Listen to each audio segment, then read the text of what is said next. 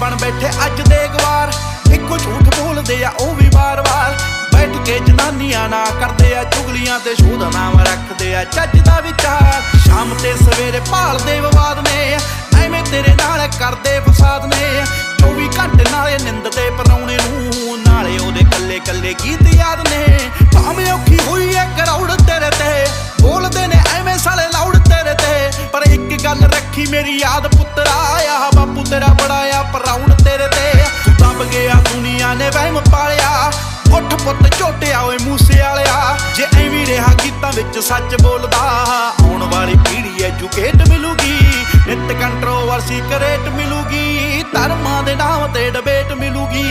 सच बोलेगा तां मिलू 295, जे करेगा तरक्की पुत हेट मिलूगी।